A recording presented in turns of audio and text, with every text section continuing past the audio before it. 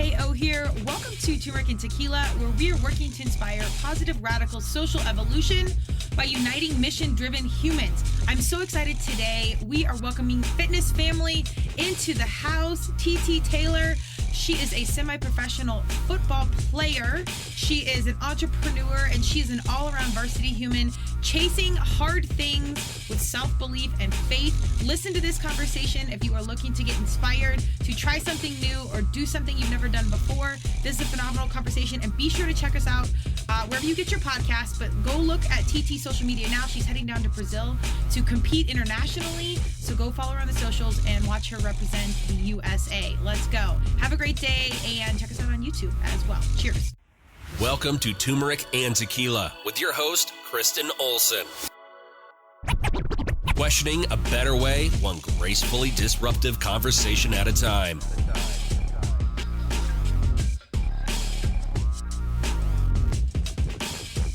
Welcome to Turmeric and Tequila. I'm so excited to be here today.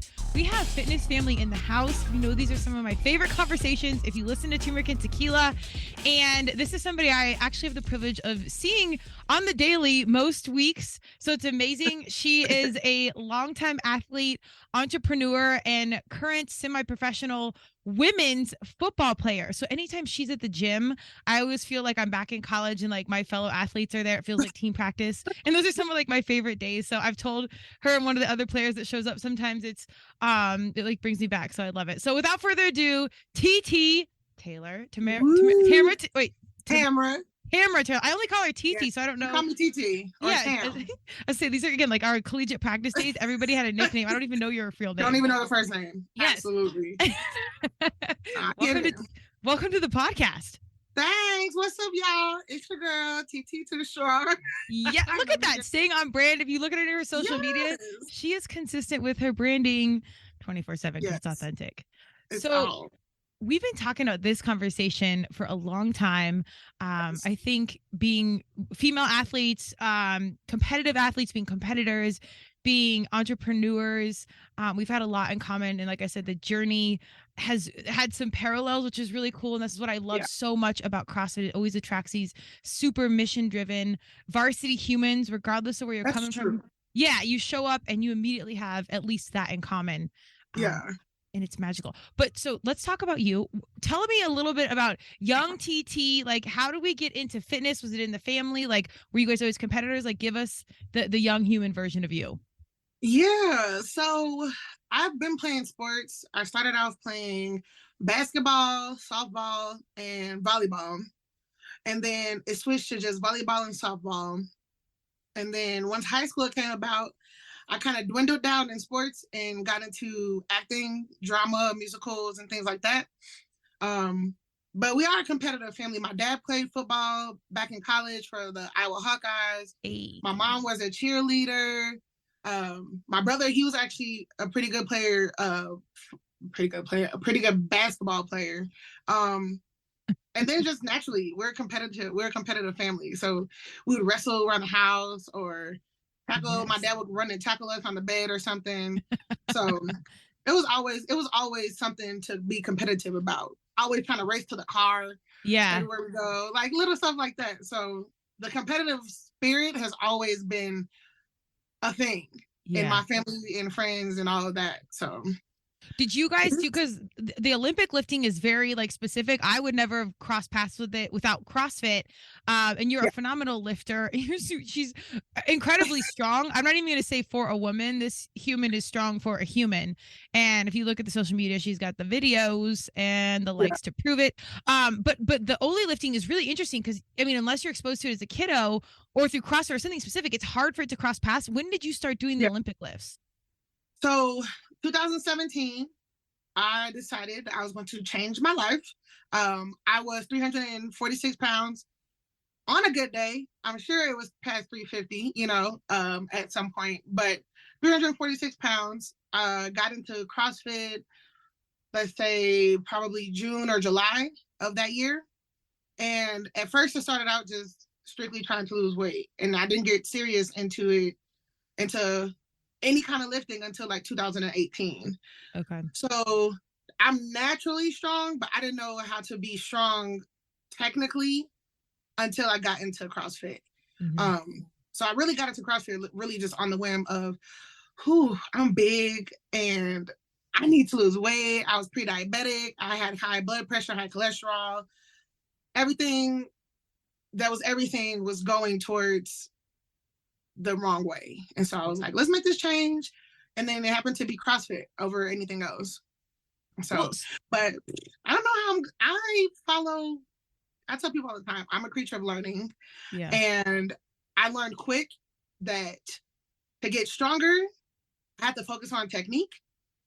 And so when it came to ollie lifting, which I do like ollie lifting more than powerlifting, because it's so much more technical rather than just pure raw strength for the most part. I found out real quick, like, okay, so if I pay attention a little bit more, or if I get my coach's attention, like, hey, I need some help. Can you come here? You know, it really just kind of stemmed from that, where my strength was going up, my weight was going down, and the coaches kind of looked at it and was like, we might have something here. Yeah. So it gave me a little bit more attention, you know, and I took it and ran. Yeah. I really did. Well, what a great metaphor for life. And this is why I love sports, specifically for our young women, because you foster and learn so many life skills through sports, whether you're a good student or not. I was never enthusiastic about learning in school, but I loved sports. I didn't not like learning, but I wanted to play lacrosse. I had another agenda. Yeah. But through that, you're learning like camaraderie, scheduling, time management. I mean, getting along with people you probably otherwise wouldn't, like so many things. Yeah. And so you're picking up these skills. So like you said, when you're learning and you learn to ask for help and see how like you can feel when someone believes in you and then you can kind of align with that. These are really massive like life skills. Before we dive into that further, because I want to go down the road how we got to professional football. I'm always fascinated by the people that come on the show and they talk about the pivot, because CrossFit is a really intimidating place to walk into, especially, I mean, you've had some athletic background. Yeah, I mean, people are ripped and it's aggressive and the scene is kind of different than a typical gym. It really is. Yeah, I mean, it's really hard to walk through the door. But I'm curious, because you were young, 2017. Like, this is early 20s. Am I wrong? Yeah, I was. How long ago was 2017? 6 years ago. Was it? So yeah, I was like 23, maybe 24. Okay. So in my opinion, it was younger, but that's powerful to have the light switch. And I don't think anybody really changes until they want to make a change. What was it that made the light bulb go off? And then do you have advice for people that are in that pivot point right now thinking, I got to make a change, whatever it is, that can help them facilitate in that process? So what it was for me was, okay, so I have a thing about doctors.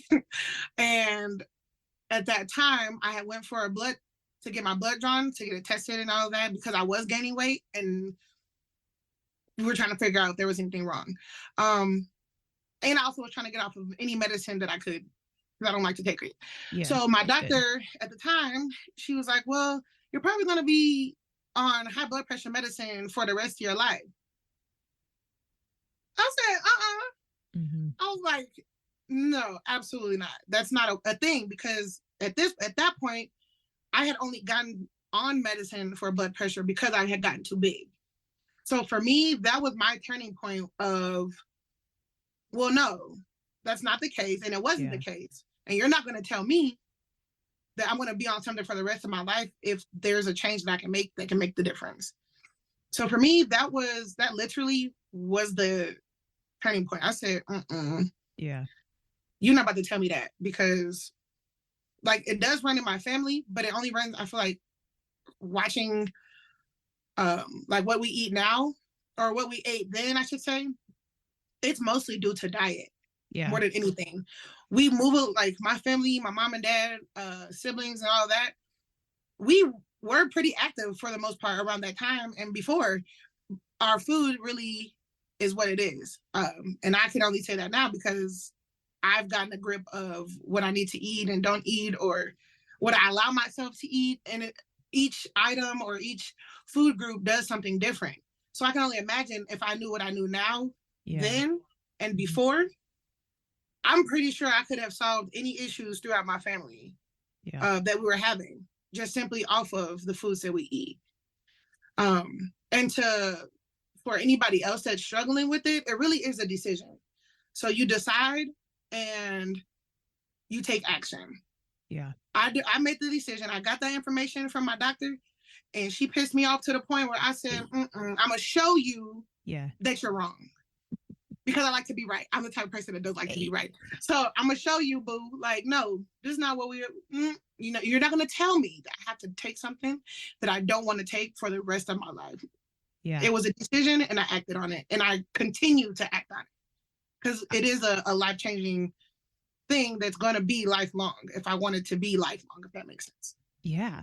Well, I hope that anyone listening can take that that experience and apply it to the world, whether it's about nutrition or lifting or business or family, whatever. Anything. Of just, I mean, I don't know if this is a popular response, but questioning authority. I think in 2023/forever, you've got to advocate for yourself. No one knows you like you. And especially if we could do a whole podcast on doctors in the medical field for women of color. And I mean, there's massive discrepancies and there's holes in the game. You have to advocate for yourself. And that's probably one of the biggest things I would tell our young people, regardless of who you are, where you're from. Get to know yourself, your body, your mind, and be ready to advocate for what it is you think you need. Or if you know something's wrong or something's going right, you got to know you and advocate, because a lot of the systems are failing a lot of the people, and a lot of it we can take personal responsibility and change things. And it's unfair because imagine like if you had knowledge. I know we talk about CrossFit, like you know, what if we had that as our young selves? It would have been a game changer, not only the fitness but like just the mentality, the nutrition, all the conversation. But I do have faith in our young people like yourself that they'll say, wait a second, I don't think this is right. What I call like intermittent listening. If you know intermittent fasting, I always say like, kiddos, you don't always have to listen to the boss and the authority, and just question a better way. And this is why I love my fellow competitors, because it's like, tell me I can't. And then you just light the fire. We always have to find ways to make things work. Yeah. So with that, it's like, I can't ever give up, because then I feel like I'll let somebody else make that decision would have been made for me if I give up, either now, later, or previously. Like, no, I'm not going to sucker into something that I don't believe in. Right. If that makes sense. Yeah. I mean, I think it's you taking your power back. Yeah. And knowing that it is yours. And this is stuff I wish, again, our young people had more access to around these conversations of knowing just about like trusting yourself. And I loved TT just did. We were doing a fundraiser for her trip coming up, which we'll talk about. And it warmed my heart. She lifted a bunch of weight, and I'll let her talk about it. But she had a good crew there, and there was a baby there watching. They were doing the baby was doing little deadlifts with dumbbells. I was blown away. But I had to pause and think, like, man, I can only imagine, like, if I, at my 0-year-old self, was around these incredibly strong women seeing this situation. It really touched my heart in such a cliche way, but it was like a magical moment for me. No, it was, because I turned around like, and then for her form to have been so good, she's only 2, so it's like, okay, she was are we instinctually able to do these things? Yes. And our painted minds make it something that it's not. Like, nobody ever taught her how to do that. Right, and it was perfect. She did it like that. Yeah. Oh no, that was actually really funny. 15-pound dumbbells. She was deadlifting at 2 years old, and literally like perfect back, perfect shoulders, like really knew how to do it. She switched her grip when it got too heavy. Like, so you watching my videos or something? Hey, take credit. Take credit. It's moments like that, I think, that we all need, that like give me hope in the future, because our young people are growing up with such a different experience, in the best ways and in the worst ways. There's social media is a lot, but it's it's a thing. But anyways, so on that note, tell us, okay, we've pivoted, we've gotten across it, we had this awakening, challenging authority, which I'm always here for, hence my graceful disruption shirt. We're always working on the graceful side. How did we eventually get into women's semi-professional football? I mean, I didn't even really know this was a thing until I was out of college. I've actually had one of your teammates years ago on the podcast. But this is extraordinary to me that you had this opportunity to play football. Yes. So I'm originally, let me slow down, from Chicago. So Chicago, West Suburbs area. And in Illinois. And so I moved out to Denver in 2021. So it's 2 years now. I've been out here. And so my friend who was out here introduced me to the football team. And that's basically how that happened. I never knew anything about women's football, like zero knowledge. Didn't know that there was a thing, didn't know there was. And you never played? You never played football? No, okay. Never played football. I just watched it and was like, "Ooh, they scored," like, or "Ooh, that was a big hit," So it was just like very surface level knowledge of football. And then I came out here. I tried out for the Mile High Blades, and the rest was history, which led to other opportunities. Last year, actually, we won our championship game. Hey, brag about it. Let's hear it. Let's hear it. Man, that was the wildest, funnest, most draining experience I could have ever went through physically. Tell us a little, because here's the thing. I want people to know, you guys aren't paid. I know some parts of it are funded, but for the most part, it's you. I mean, there's a lot of time and dedication that goes in and a lot of sacrifice. So it's very, very pure. I was lucky enough to catch a game and I could see, I mean, some women my age, which is remarkable. My body would be like, hell no. But just do it. I mean, there's just such a commitment and camaraderie. I mean, it's extraordinary that you could experience this after college, because like a lot of us women, like there's no professional opportunity. So tell us a little bit about getting into it, getting to play, and then the championship, like the ride and the commitment of it all. Yeah. So my first year, which was 2021, we went, I think 6-0, whatever. We lost one game that season, and we were down a bunch of starters from being injured and things like that. Well, before I get into that, we aren't paid to play these games. And so the time, the energy, the focus that everyone, including the coaches, has to do and put in is strictly based off of what we want, right? So we want to win. Every team wants to win, but it's a matter of coming together as a team and proving that. We have to prove every game, every practice, every whatever you want to do, call it or whatever, we had to prove that we wanted to win. We wanted to be there. So that was my first season was in 2021. We lost our last game. So then that next year, which was last year, 2022, I think a lot of us came back like, okay, because we watched the game back and that's stupid. Like, that was really like watching the game. That was my whole thing. Like, and I know for me as an athlete, I want to get better each year. So from the time when I first started, I was pushing 300. I fluctuated between like 295 to 305. Okay. Last year, I had gotten down to, I think I was in the 260s, 270s during that season. So I was quicker. I was stronger because I was back at CrossFit and more focused, kind of. I mean, I lose focus like that, but yeah, it has its things. And then we had some new players that came in that were just as strong. Like, and I'm talking about linemen. So my position has always been offensive line and defensive line. I'm a left tackle, or I'm a tackle or guard, depending on where they put me. And then on defense, I'm nose tackle, defensive tackle, or I've been defensive end as well. And now this year, they got me as fullback sometimes. Okay. So each year, like I said, I'm trying to get better. I want to be used more. So that was the thing last year for our championship game. When I say I was so drained, that was the most I've ever played in a game, on both sides of the ball. And the experience, we were at the Hall of Fame Stadium in Ohio, Canton, Ohio. Our season, I don't know what our record was, but it was, I think, either 5-1 or 6-1 or something like that. And then we got to the championship and we won by 1. The score was 21-20. Wow. But when I say I was exhausted, and I don't like that, I did not like the feeling of being that exhausted when I know I can be used more. Yeah. Like if I couldn't have given any more of me.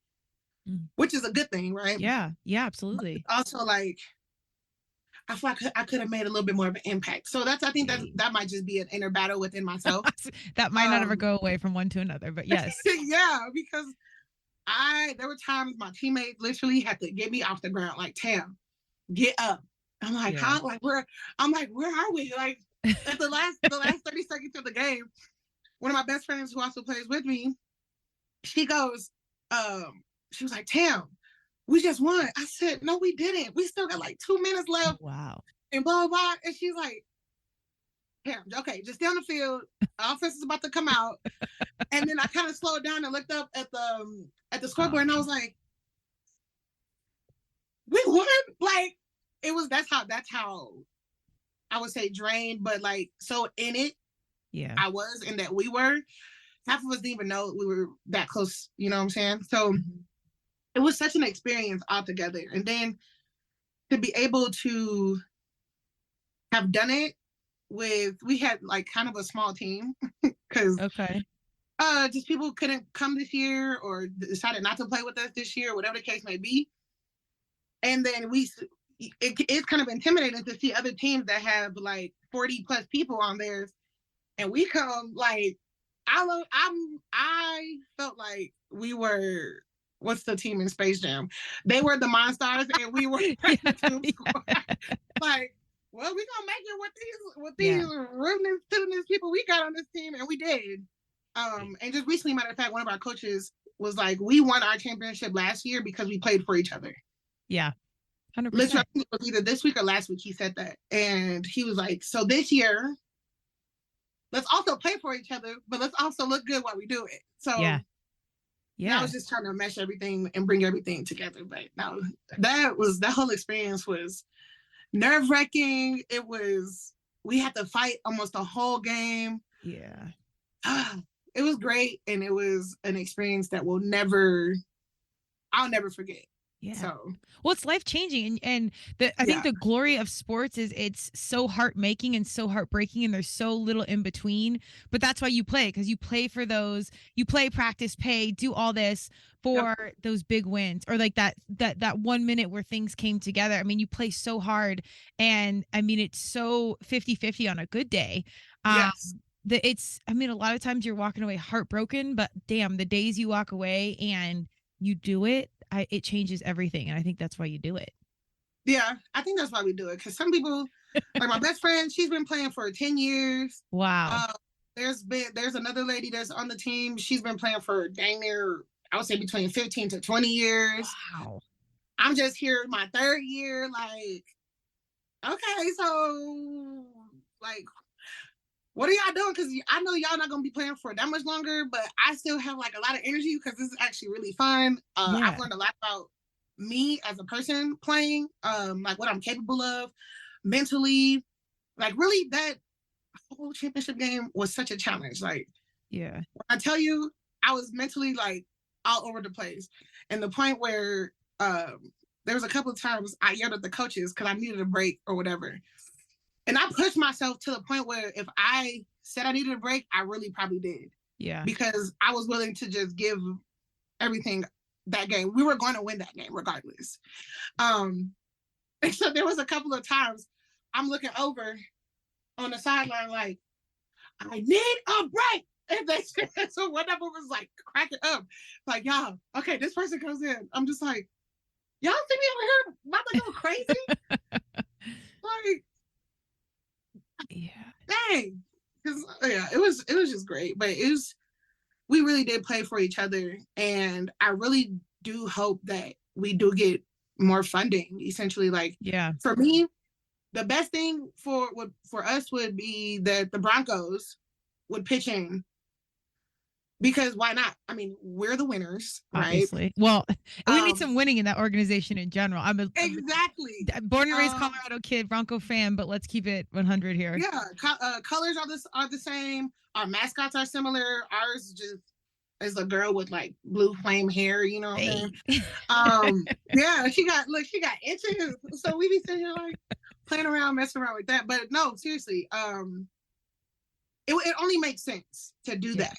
Because some teams have taken that and ran with it. Like the Boston Renegades, their one of the top teams in the Division I league, in the Pro League. And the Patriots almost completely, if I'm not mistaken, they pay for their entire season. Wow. So when they fly out to places, they use their private jet or their bus if they have to all drive somewhere. So whatever they're doing, we need to go ahead and move that over here this way, you know? Yeah. Just give us an equal opportunity, somewhat of an equal opportunity, because it'll never be equal at this point. Right. Just like basketball, right? Right. It's never going to be equal. However, there are ways to make it where both parties feel equally accepted. Yeah. Well, if one organization has that much money, I'm not even saying, you know, let's aim for equality, men and women. But the reality is it's not even equal with women and women right now. If one team is fully funded and they can recruit all these athletes, they've got playing, they've got, you know, training rooms and like health facilities. There's no way it's equal if one person has all these resources and this other person doesn't. Like, there's absolutely no way. And it's really to credit you guys all the more for walking away with such a big W for it. But I mean, the reality is, and that's not equal. And even if you're that big funded team, it's not cool or fun to know that, well, you won. Well, of course you did. You have all this extra all these resources and resources. Yeah, that's not even fun. I mean, nobody wants to go play dodgeball with fourth graders when you're a 40-year-old. Like, let's make it a fair field where, you know, real competition can thrive. So Broncos, I know you're listening. I think it's huge. I was lucky enough to have Ryan Harris on the show a while ago. We were talking about economic literacy, fabulous conversation. Check it out. He's doing a lot of great things. But he talked about, you know, in their Super Bowl championship team with the Broncos, like you were saying, everybody wanted to win. They wanted to play. They played together. And money, as we're talking about, is a factor. Like, you see, the Broncos have all the money in the world. We've got one of the best quarterbacks ever, and we can't get it together. So it's not always just about money and funding. You've got to have that heart piece. And the synergy comes when it comes together. But I do think the heart piece is harder than the money piece. So I have faith you guys can find the funding if you've already got the magic. Yeah, no, that's 100%, because I mean, like I said, we have to pay. We have fundraisers, and we work at the Broncos games to get some of our fees paid off, and then whatever extra money we make there goes to the team, like the team pot, essentially. And then there's another fundraiser we do where it's a bunch of surveys that you can only do once a year, which makes sense. But however much money you raise there goes to the team. And then any little, like, say if a restaurant wants to sponsor or any kind of business wants to sponsor, we can get money that way as well. And then you have people who can do individual sponsors. So say a company wants to just sponsor me, right? Like, I like to eat gummy bears, and I'm only saying that because it's right here in my face. Casual ask. My favorite brand is Albanese gummy bears. So if they ever was to reach out, Albanese, I will definitely be. Let's go, Albany. Where you at? But no, like, if they did want to sponsor me specifically and not necessarily the whole team, that's okay as well too. And then I would be able to say, like, well, the extra money can just go to the team, or like whatever I don't use, you know, can go to there, whatever the case may be. But then I play for another team as well. So there's a couple all-star women's leagues as well, where it's different women from across the country that plays on different teams and such, where I'm going to Brazil to play. Tell us about it. No, I'm so excited. This is huge. It's huge. I'm still trying to get over it, but not at the same time, because it is such a big opportunity. Yeah. I know last year they went to Mexico to play. I played with some of them last year in September. It's like a Patriots Bowl. So it's really awesome to see that it's growing in other places and that other women in other countries are also wanting to play, because football is not easy. It's really not. And it's expensive. And it is expensive. Like, it's not just we're paying for uniforms. We're paying for uniforms, travel, pads, helmets, coaches, fields, the coaches. So it does add up. It's like, it'll be easier for me to just go and it would be easier for me to probably do just CrossFit, right? For sure. Because it's not as much equipment, as much. Even that's expensive though, still. It is like anything we do is expensive, but it's like, well, I can just buy shoes and workout gear. Yeah. But then for like football, it's helmets, it's mouthpieces, it's cleats. You got to have the right cleats. So you might go through a few pair, trying to figure out which one's the right ones. You have pads underneath your jerseys and all this other stuff. I'm just like, oh well, I'm gonna do it though because I want to play. Yeah, worth it. So, well, but it is great in other countries as well too. Well, God, I mean, seriously, this is why I love the Olympics and whatnot, because it puts, there's always politics in sports, which we'll save that for another podcast, but it brings the world together, unified over sport. And I think it's magic when you get that experience on a team and then you get to go internationally and you might not even speak the same language as some of your competitors, but you have all this already in common, just showing up to compete. And it's such a leveling field, no pun intended, of it doesn't matter who you are, where you came from, socioeconomic status, sexual identity, like literally nothing matters. Is you have these major pillars in common, and that's what our world is. Like it provides a space for us to connect with maybe being completely different, but we already have a massive part of our lives in common. Tell me a little bit about how important it is to you, because we've talked about this as like the mission being bigger than you, but like how important representation is, that young women or young men. When I got to go to the game, I was almost a little bit teary because I saw all these young boys. I grew up with 3 younger brothers, so there was a lot like I didn't get to do at the time, but I saw these young boys watching women play football. Like it's huge. So tell me how representation and like kind of this mission you carry is super important to you. Yeah, so it's to me it's getting bigger each year or each month actually, because I have my nieces and nephews that watch me, and that's really the biggest thing. So at the championship game, they were able to come with one of my best friends from back home. They came and they watched, and any chance I got to see them cheering, I could have cried almost every time. And then like after the game we won, we were taking pictures and all that. My oldest niece, she's 10, I don't know, 9 or 10. But she wants to play. So I think she's gonna start doing flag football soon. And it was so emotional. I was just like, you guys came out here, can watch me play. And it is a thing for one, being a Black woman, right?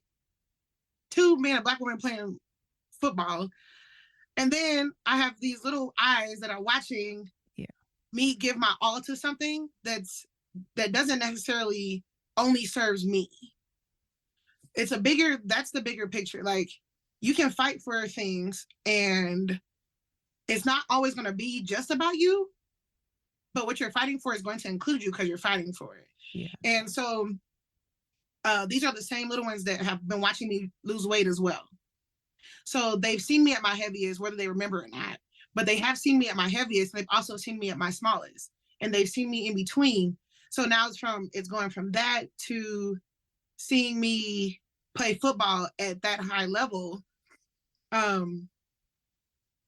My inner child is right now, and was during the game, it was screaming. Like little young Tam was overjoyed because one, I never thought I was going to do that, but 2, just the opportunity it's presenting for other people, other kids, other moms, sisters, aunts, whoever. Y'all can still do what y'all want to do and still live a life that you want to live. Yes. You don't have to settle one thing for another. The amount of support that we have, all of my friends out here are from the football team. So I haven't lived out here long enough to have made any. Well, I made other friends, but I'm saying, are we not friends? So I need to join the football team. No. No. But I'm saying like initially, those are the women that I hung out with at first. Sure. So the support system from the jump of me living here in Denver has always been that. Like, well, if you need me, woo, I got you, or whatever the case may be. We've had some players who had babies, and the support is still there. So it's like, one of those things.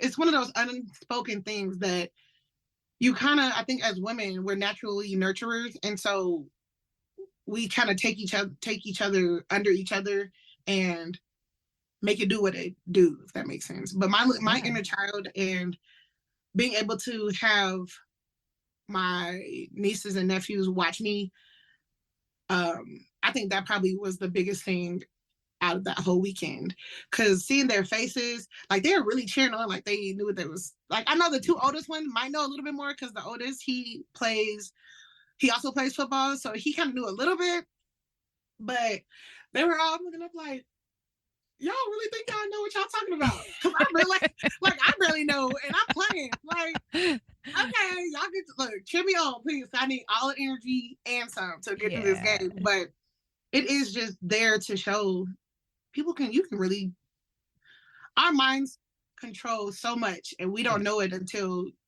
you get out of that. Mm-hmm. Like, once you control your thoughts, your mind, all of that, everything else kind of falls into place with what you want to do with your life. Yeah. Well, let's talk about that, because I think what you said earlier, I really identified with. Of each year you get better as an athlete. I mean, I'm 42 and I still try and, air quoting, hang in CrossFit. And I've not necessarily gotten stronger over the years. I mean, I took some time off, so then I kind of got stronger, but nothing like at my, again, air quotes, peak. But I've gotten more mentally mature to know how to train smarter, eat better, and also just I coached for a little while, so that made me a better athlete. But over time, you just understand things more, and you learn how to do things better. So even if I'm not improving, like my mindset's improving. I feel like you got that long before I did. And each year that's growing. But when did like that really start to flick on, of like training smarter versus harder, or just connecting more to the game, or more as a coach and then becoming a better player? Like, when did that whole pot start to stir? Honestly, that was before football. Okay. So at my smallest, I went from, my little journey, I went from 346, and at my smallest, I was 230. So I had dropped 115 pounds in like probably almost 2 years, like a year and a half. And it was that last maybe few months before I hit my smallest was when I was the most focused. And I realized at that point that I had so much control over the food I was eating, my schedule, my workouts, like everything was literally falling into place, because I had let go of a lot of things that I feel like was holding me back. So for me, meal prepping took out any guesswork of what I had to eat for the day. I ate this food, and that was that. So that was how I had the control over what I ate. So then it didn't switch.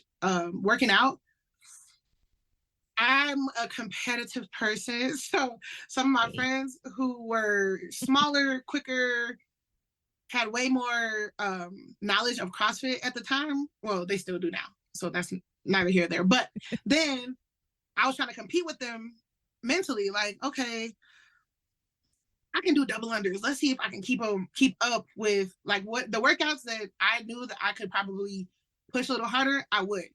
But let's say there's workouts with burpees, because which are the devil. I love burpees. Okay, let's just keep it there. good mental switch. Yeah. Yes. But at my smallest, I was so much quicker at them, and it was just like, oh, y'all better watch out. Because I got some of y'all by all these pounds, and I'm keeping up. So that was another thing that kind of kept me going. And then work. Like I've always been a person to be moving around a lot at work. I worked with kids at the time. So when we were there, I would try to make sure I'd be a little extra or do a little extra activity with them, whether it's dancing or playing tag, or we're at the park running around. During that time, I was burning so many calories. I was able to eat a little bit more. I was probably burning like 5,000 calories or more a day. Wow. For the last few months up until my schedule had changed. And then that's kind of what everything kind of went to poop. But yeah, during that, I was just so focused. I was focused on getting the results rather than, no, I was focused on, I don't even know, it was getting results, but I was also focused on performing better, and I know that I have to eat better to feel better so that I can perform better. And it all kind of was a big circle. Now, once football got into it, I wasn't really caring about anything because my weight was back up. It was after COVID. So mentally, I've been in a different space since I had gotten to my smallest. But then once football came about, I was not back in CrossFit yet.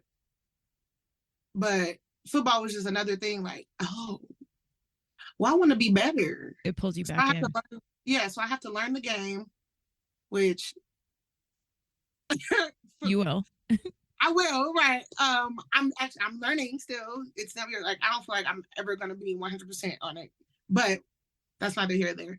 I want to be better. I want to be faster. I want to be stronger, but I want to do that not being heavy, if that makes sense. I feel like my weight was always prevented me from being my best self. Okay. Just in general, like now that I've had the experience of being smaller and seeing what my body was able to do at that size, I was just like, I have to either get back to that or even smaller. So just imagining, I always try to keep in the forefront where I was then, because I can't say what I would look like beyond that. But just remembering where I was, how I felt, how I moved, just life in general, how much different it was to sleep, because sleep was better. Getting up, walking around the house, going up and down stairs, just regular everyday life. I remember the first time I realized how much smaller I was in the car. So I've had my same car from, I was about my smallest when I got my car right now. And so I was kind of like, there's so much space in here. Yeah. Like I can reach down by my feet and grab something if it falls without feeling like my insides are about to come up out of my mouth. So, or even I can even reach it, like just period. So it was like little stuff like that that kept the motivation going. And before COVID, because COVID kind of changed a lot, that was my mentality then. Was I was more focused on performance rather than anything else. Like my body fell into place, the weight came off, my performance at the gym I was at one of the peaks, I can say, because I feel like I'm going up to a peak right now, essentially, at least with weightlifting. But that was one of the peaks for me in early 2019. My first open, 2019 was my first RX open, and for a CrossFit, and that was the first time I've gotten toes to bar, the first time I got chest to bar. I don't think there were any kipping handstand push-ups, but that was the year, I think there's wall walks. Ew, I hate those. No, 2019 it was strict handstand push-ups. Okay. So I was like super close to getting one of those. It was just, I was so focused on performance. Yeah. And everything really did just fall into place at that point. Well, it's kind of like one good decision leads to another good decision. Absolutely. And then it's kind of like one bad decision leads to another bad decision. But in your journey, and I hope everyone hearing this and I've certainly experienced this as an athlete and as like a human, and especially as a professional, you can do it all right. It can be, you got your food logged, your business statements logged, your marketing, you're doing this. And then it's like life happens, COVID happens, things change, and you kind of go down, this valley of all the wrong decisions.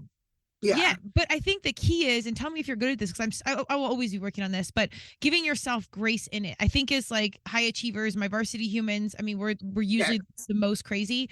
There's not a lot of grace because we felt, like we're being in our prime, and that will always be the comparison. Mm-hmm. But the reality is we can't control that all the time. So I think the magic is giving ourselves grace in those peaks and valleys, and we can always get back, even if we're not there right now. Are you good about that now? Now I'm working on it. Yeah, I think it's a constant changing process. I mean, it's all kind of a fluid process. Giving myself grace with anything, it was hard. So I have gotten better at it now, but I used to be really hard on myself. Like Yeah. Super hard. Like I've hit a couple of depressions between, so in 2019, I had hurt my back. So I think that was the first time I did not give myself any grace. Yeah. That I can, that affected me enough. Right. I remember like it was yesterday. I volunteered at the CrossFit Games in 2019. I came back of 5 days of not necessarily working out, but I was volunteering, so we were always on our feet. Yeah, yeah. So we came back and we had to do a 3-rep max back squat. Oh. So previously, the 6 weeks before, because this is the last week of it, so we're retesting. Previously, I had hit 375 for 3-rep max, right? Dude, that's so then so much weight. It was no, I'm still trying to figure out how I was able to do half the stuff. But then now it's kind of coming back. So I'm just like, okay, we're just going to deal with it. But then when I hurt myself, it was only 310. And it was on the second rep. I felt something pop. Oh. And I finished the last rep. So I took the chiropractor. And he was like, why? Like, I stood it back up. He was like, why did you do the last rep? I said, I don't know. I think I was working out of like adrenaline, fear, but also like, I got to do this last rep to make it count. Because I really could. I stood it back up. I could just walk it back to the rack, put it back up. But that was the first time I was depressed for quite a while because I needed help with everything at that point. Yeah. And it was like, okay. Well, athletes and injury is like, I mean, that's your first point. That was certainly my first awakening to things. But carry on. It was just like, okay. After like looking back now, I couldn't have done anything differently. I feel like I wouldn't want to change anything of how I did it.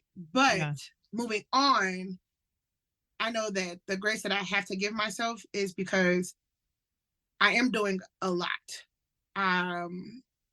It is a lot. And I have to remember my strength and the numbers that I lift is not normal. So in the best way. Yeah, in the best way. So it's not normal. And so when I think about it, it's like, dude, even you pulling back is still a lot. Dude, 310. At my peak, when we were working with like Paul Flesher, like one of the top Olympic coaches that happens to be in Colorado, my top, I think, was 275 as a CrossFitter. And there's women hitting 300. But dude, injured, like you were doing 310. Almost 400 pounds, if you don't know lifting, is a lot of weight for a man, like a fit man. Yeah. To be doing. So as a woman that's not a full-time lifting professional, it's unbelievable. I mean, it's truthfully unbelievable. Yeah. So that was each, and I've done it. I've hurt myself before, like not before that, but after, and each time it did get a little bit easier to like get through.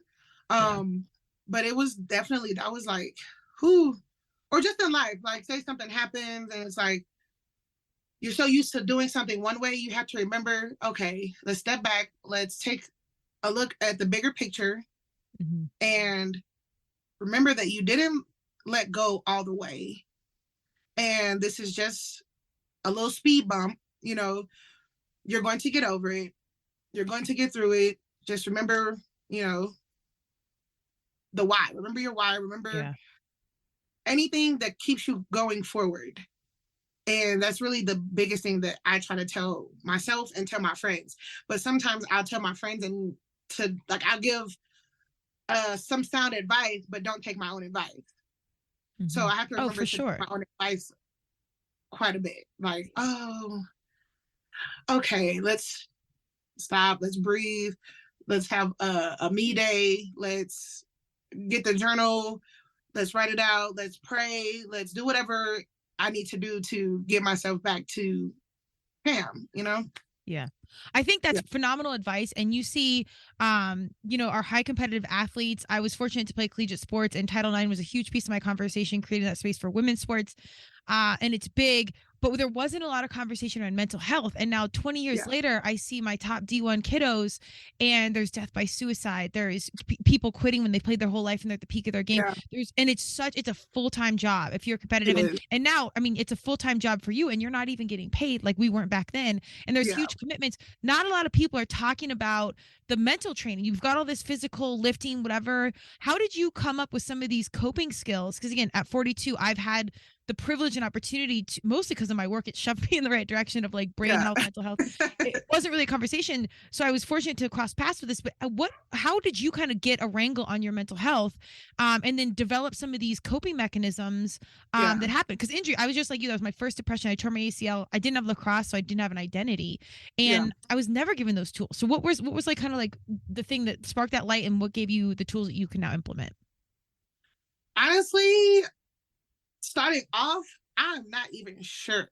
Like, I think my support system, the people who knew me the best, knew exactly what to do or say to help me through. Because obviously, they knew I was depressed. I was not for it, and they didn't like to see me down.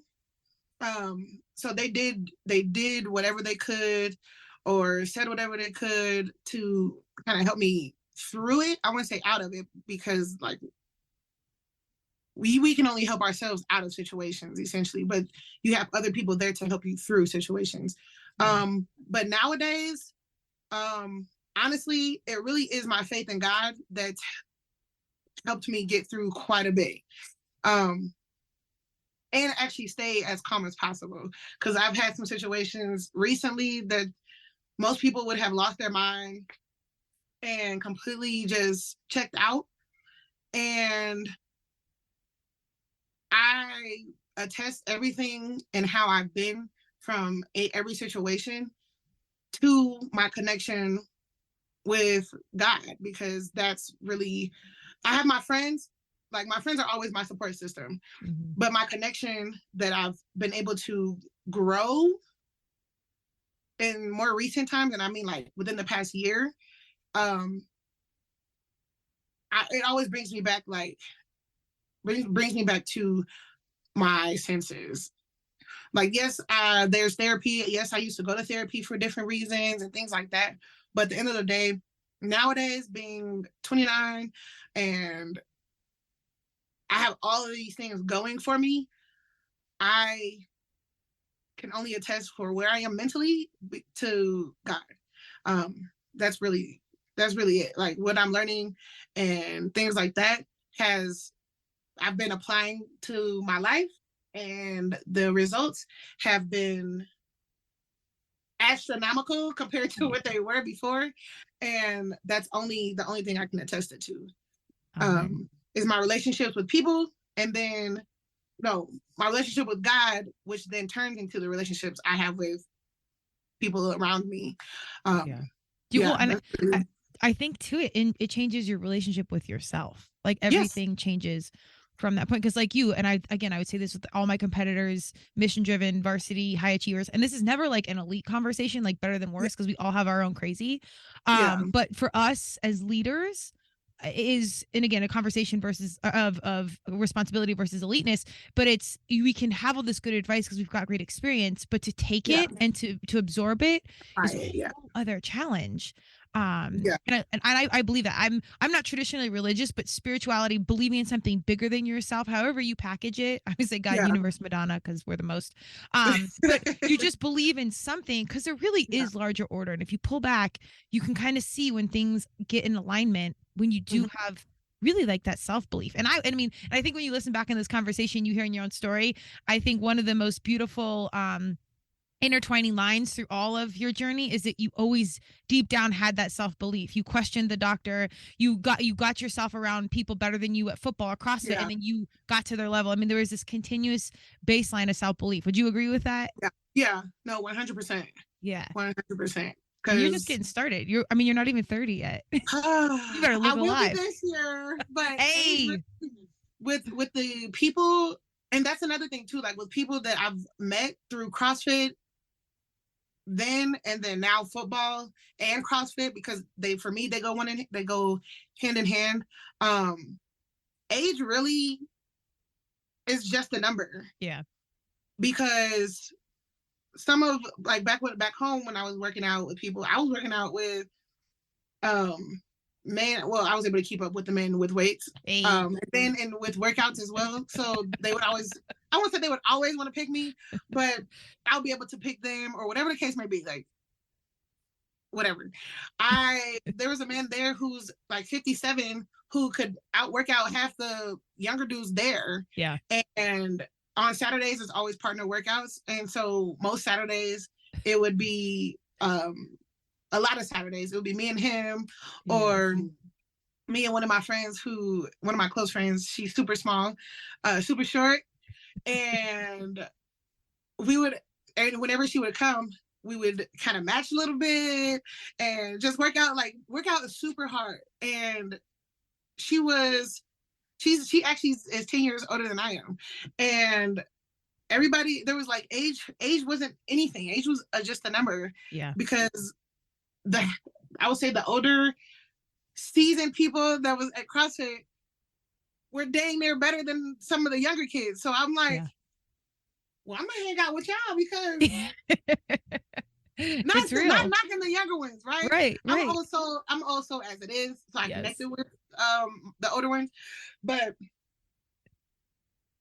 it was just a beautiful thing to see, and different people, different backgrounds and things like that. So then come to football, it's almost the same thing. We have a 16, 17-year-old on the team, and the oldest player is now 53. Wow. So it's like, and then everybody else is in between. So, and yes, the 53-year-old plays quite a bit. She's a running back or a linebacker. Yeah. So it's like, age really doesn't matter. It's really just your mindset. It really is mindset, heart, your drive, and your ability to want to do and see better, honestly, is what I feel like. Because if I did not want to do better, I wouldn't be better. I wouldn't be still trying to strive for numbers that a year or two ago I would never think I would hit. Like me hitting, when I first hit 255 for split jerk, I was like, whew, I'm not gonna ever do that again. And then here I am years later, smaller by like 20, 30 pounds from when I hit it the first time, hitting 275, almost 295 for a split jerk. And I'm like, okay. And I'm older. So it's like, yeah. Okay. So age is really kind of just relative. Like, really kind of doesn't matter. It does, but it doesn't at the same time. Experience and wisdom are huge. Like they're huge players in your tool belt. It's just like, whatever y'all could say, y'all can talk about y'all 16, 17, 20, 21 years old. I will outrun every last one of y'all. Yeah. Okay. Yeah. Like that's really how I feel sometimes. So like the little boys that would be at the football games, some of them coach us. And it's funny because when they're there's a few of them that do play football now. And so they would go against us. And they're like, nah, I kind of Tam, go a little easy on me. I'm like, no, because I need you guys to make me better. Like, don't go easy on them. I usually don't, unless like we're kind of like whatever the day was. But or I'm like, hey, I need you to test me like on this side. One side of one, I'm faster on one side than I am on the other side. Okay. So if I'm on the weaker side or the slower side, I'm just like, hey, just go full speed. Like, I need to know if I can keep up and blah, blah, blah. Because for the most part, the women that we play against aren't going to be as fast as these boys from high school going into college. We know that for a fact, because as soon as we start to play, some of them are fast. Yeah. Never have I come into somebody that's as fast as the ones that come and help us. So it's almost like when we do wall balls. I used to do 20-pound wall balls all the time. So once we did 14-pound wall balls, it was like, hey. Yeah. So it's essentially like the same thing where you do better, you practice with faster, stronger people. And then once it comes time to perform, you're ready. You're ready. You're more than ready. So yeah. I love it. It's just great to have, I think for me, it's great to have different ages, different races, different perspectives. I mean, it's perspectives that you get, and it's about football and whatever, but you're learning things, I mean, about lifestyle stuff. Like I use these people for windows, or I cook this way, or I mean, there's so many like little varsity pro tips that happen that you don't even know that you pick up along the way. Cause we're usually just like around our family and our friends, and not a lot of people leave that nest. But then when you go away and you pick up all this stuff, like your world and your trajectory is impacted by like the smallest things, and it's beautiful. Yes. Yeah. Huge. So it's a beautiful thing. Like I know back home, I there was a police officer who would work out with us all the time. And back then, my sticker on my car was expired for a long time. Was what? And it was expired. Oh. So I just was like, well, they ain't put me over yet, for it. And so I kind of just kept going. And so he was like, he gave me his card and was like, look, if you're ever in trouble, give me a call. He was like, because every time I come and I see your car, he's like, TT needs to get it together, which I do. Okay. So it's like, I get it. But thanks. Strategic partnerships. So it's like you really do run into different people. And it's I would have never made a friendship or whatever you want to call it with a police officer at that point in my life. Like, yeah. I was just working with kids and working out. Like, yeah. That's not where I thought I would meet somebody like that. Or like I've met a pilot. This man was probably in his 60s. He flew private jets, different places and stuff like that. Nurses, teachers, whoever, like it really opened my eyes. Like, and then chiropractors, there's always a chiropractor or two that would come and work out, which is how I know so much stuff about that. Because some of my friends now are like, how do you know that? Well, I asked a lot of questions and I spent a lot of time with these people because we would be there for so long. Or then like once I got hurt, I had no choice but to ask all the questions. So it opens you up, like getting into things like that, whether you're trying to, whatever your reason is. Like for me, it was just trying to lose weight. And then football came later, but the principles are kind of still the same. Mm-hmm. It opens you up to a world that I would not have been a part of or even thought of if it wasn't for taking that leap of faith. Like, let's do this, really. And I think we're taught to echo your statements, because I so agree, to like, you go to high school and then you get some sort of degree, you do this and you have like, there's kind of like this path that like is laid out for us. But the reality is I think you have to just keep kind of showing up and trust that like the next stepping stone will lay itself out, because the plan really isn't real. Like different things, like you said, I never thought I was going to do this. I mean, if I had $1 for every time I said I never thought I was going to do blah blah blah, I mean, we'd have at least $20. And that's a lot. That's a lot in life, because you think about like 20 major pivots where I was like, I had no clue this was next. But I think that's where that faith comes in. All right, well, we're wrapping up now.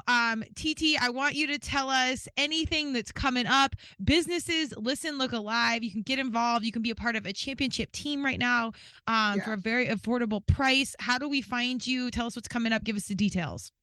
All right. So on social media, Instagram, I do need to give me a Twitter, but I'm not on Twitter yet. Instagram, TikTok, you can find me at TT2 Strong. So TT, the number 2, and the word strong, all in one. And if you want to play football, any women out there, I play for the Mile High Blaze. If you're in Denver or you're willing to travel or able to travel, you can look us up on Facebook or Instagram under the Mile High Blaze. But if y'all want to just contact me, just reach out. Like I have my Facebook, a page on Facebook. It's Tamara Taylor. And the pictures of me in my football jersey. So you might see another one. Obviously, I have my personal page and that one. But there's a bunch of Tamara Taylors. But for my professional one, it is Tamara Taylor. I'm in my football jersey. I think it's the orange top, white bottoms, if I'm not mistaken. But yeah, if you guys want to come catch a game, it is at the 5-Star Stadium in North Glen in Denver. And when's the season starting? Season starts, first game is April 22nd. Oh, so soon. Okay. Everything. Yeah. So it's next month. Yeah. But we still have, I think it's like 51 days or something like that until our first game.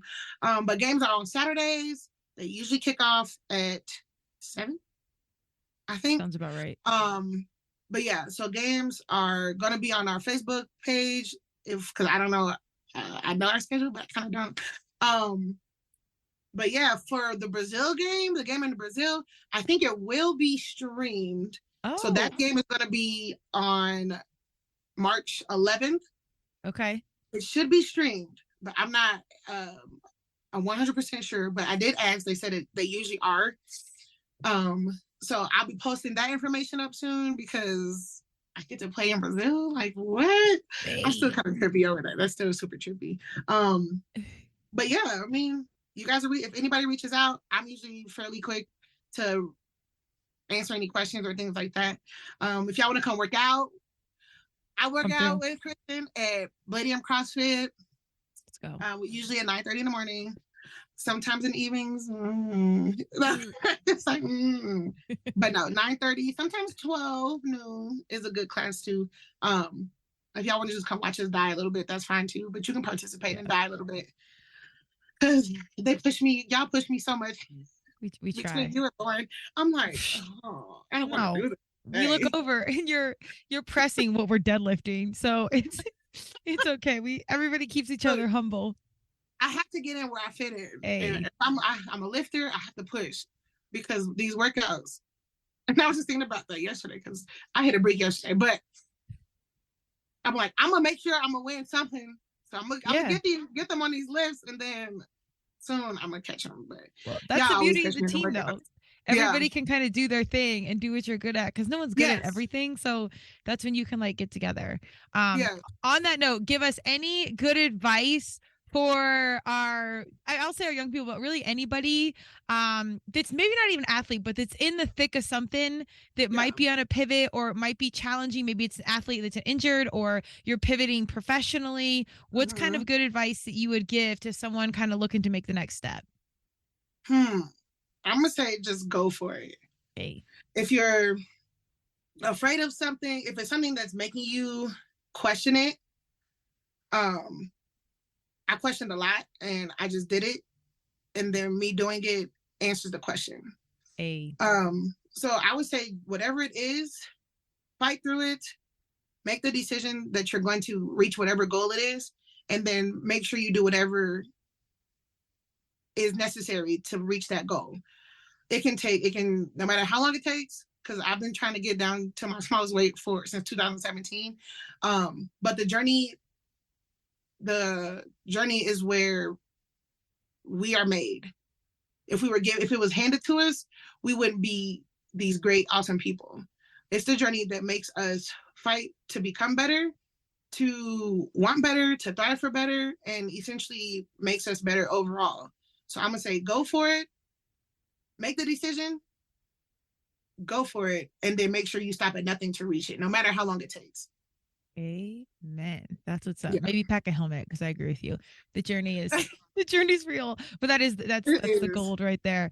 Check out TT. Look at all our social handles. The Brazil game, I'll have this out next week when you're hearing this. So they will be in Brazil. Yeah. So check out her socials. Follow what she has going on. Parents, I so encourage you of young boys or young girls, go watch these women play football and see how extraordinary it is.